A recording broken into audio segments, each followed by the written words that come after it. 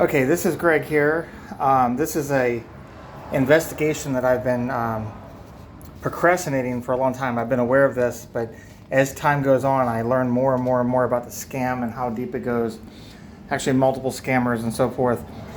So what I have here is I have this little envelope. On the other side of this envelope, I don't want to show the other side of this envelope because it's got an address on it. I don't want to expose that address, what it is. But here we have this little note that I wrote. Note to any CMRA, commercial mail, I typoed on that one. I typoed that freaking note, didn't I? That's okay. We'll go with the typo. It's supposed to be CMRA, commercial mail receiving agency, or someone legally handling mail. This has confidential contents to be opened only by addressee or returned to the sender if they refuse the package. Well, I already know that I already checked the United States Post Office API and confirmed this address that I'm sending it to is not a commercial mail receiving agency. So nobody there is authorized to handle the mail. The particular person that this is addressed to, they were actually sent a USPS 1583 form, the form you would need to fill out to properly let a CMRA, commercial mail receiving agency, CMRA, handle your mail. They actually the company pre-filled that out and electronically signed it and sent it to the customer. So this is happening at scale. Nothing special about my customer. He's one of, who knows how many thousands, definitely within a large number of thousands of customers, if not millions. So they're not authorized to handle mail, okay, at all, at this location. So the only thing they really should do is they should reject the mail. However, what they do is, I already talked to the owner of the place that owns the building, the place that actually owns this particular address. Because when I was initially going down this rabbit hole, it was about a certain scammer, and then I uncovered the other company that I didn't expect to be a scammer, that they're actually involved in and even a larger scam than the one I was looking into. And the scammer that I was initially focused on, all they did was copy a part of the scam from the larger company.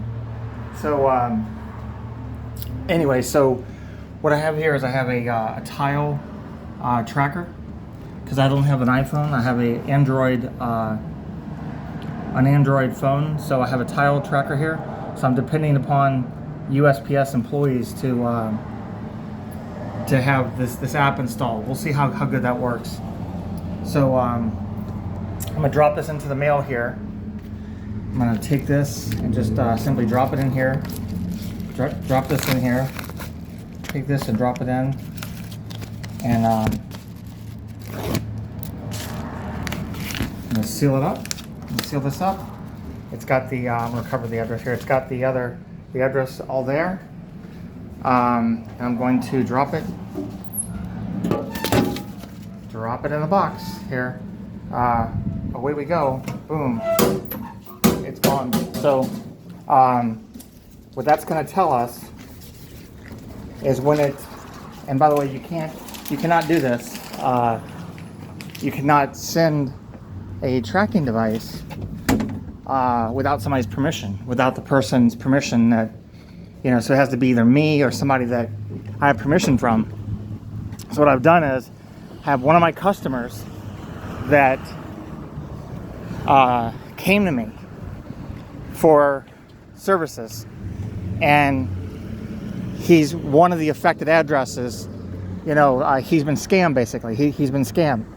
And so I explained to him that what I'm doing, and he says, "Yep, you can do whatever you want. You can send me this tracking device, no problem."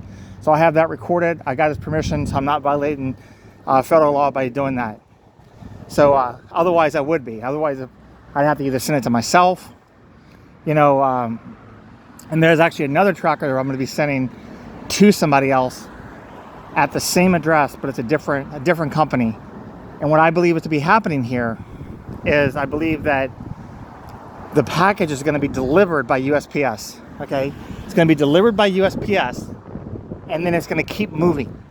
I think the package is going to maybe sit there for a day or two, maybe a week, who knows, a few days, and I think it's going to move to a different state where it's handled. And then eventually what's going to happen, I believe, is once it ends up in this pile to be sorted through, it's going to be looked at by somebody, and they're going to say, oh, this person, they're a customer of ours, but they don't have a mail account. They, because they opened up this account for my customer, but they did not. They even filled out a USPS 1583 form for him and pre-signed it.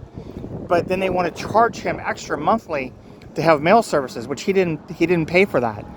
But here's the thing: they're not even allowed to do that. They're not even allowed to charge him for those services. Or they're not allowed to do anything at all with the mail other than return to sender. This person's not at this address. If they want to discard it, they want to forward it, they want to open it and scan it, which is what they're going to charge for. They're doing so at a commercial scale, commercial purposes. It's not just a friend saying, yeah, man, forward my mail for me. It's not like that. They're charging money for it. So the U.S. Post Office has a specific system in place to do that. That's exactly what happens when you open up like a mailbox at UPS store. You have a mailbox at UPS store or any of these virtual mail locations. So they're regulated by the postmaster. The postmaster approves it, and the local postmaster stops it and does audits, make sure you're in compliance. Well, what they're doing is they're just bypassing all that. They're still filling out the form, the USPS form, so the customer thinks that they're in compliance. They are not. They're not regulated by the post office. One of the reasons why that's important here, why it's important that the post office is not regulating them, is because if they did that, if they opted in to be a part of the CMRA program, Commercial Mail Receiving Agency program, then they would be flagged in the post office's database as being a CMRA address. Then people that get that address cannot get credit cards. The rate of credit card denials, debit card denials, financial transactions would be greatly reduced, because these people are foreign people outside the U.S. They're looking to open up bank accounts with these financial institutions, and are using U.S. addresses to do it. So these financial institutions are opening up these accounts because it's not flagged as a CMRA, because the company is committing fraud. Because they know that if they do that, they've probably done it before, previous addresses, and the financial institutions deny it.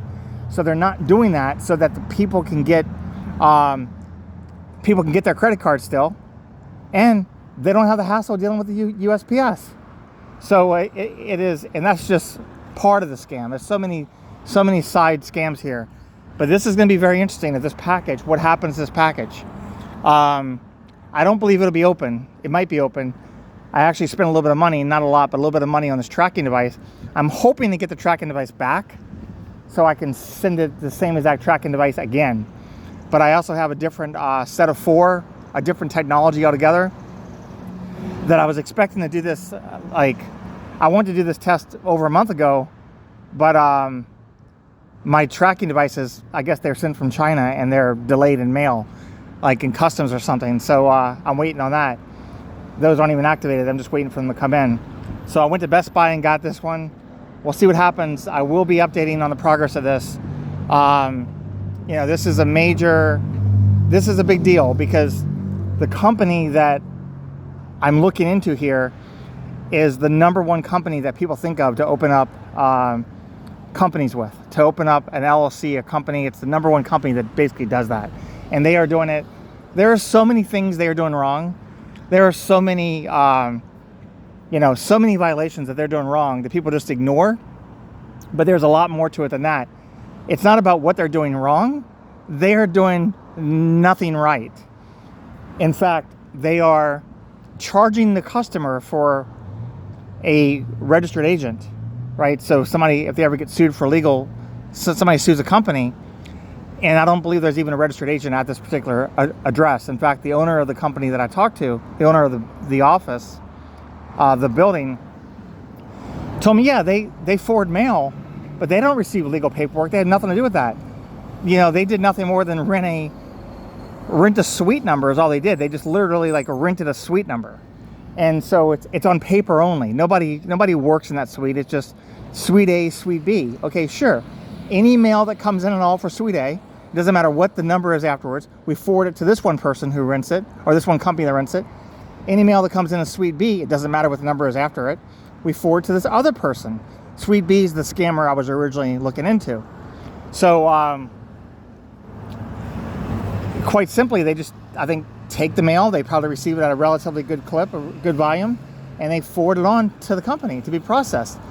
You can't do that. You can't process mail, commercially, for a profit, no less. Advertise a service that you're, and you're not even registered with the post office. It is complete mail fraud, a different felony count per mail item. So this is something that I do intend to bring up with the federal government to launch hopefully a criminal investigation into it. But it's not just one or two things. I've got so much content, so much information, and I wanted to do this test before I submitted this on paper. But this is going to blow a lot of things out of the water. This is one of the components that I've been sitting on for over a year now that I've been talking about doing, but I've been procrastinating it. Well, procrastination time is over. Action time is here.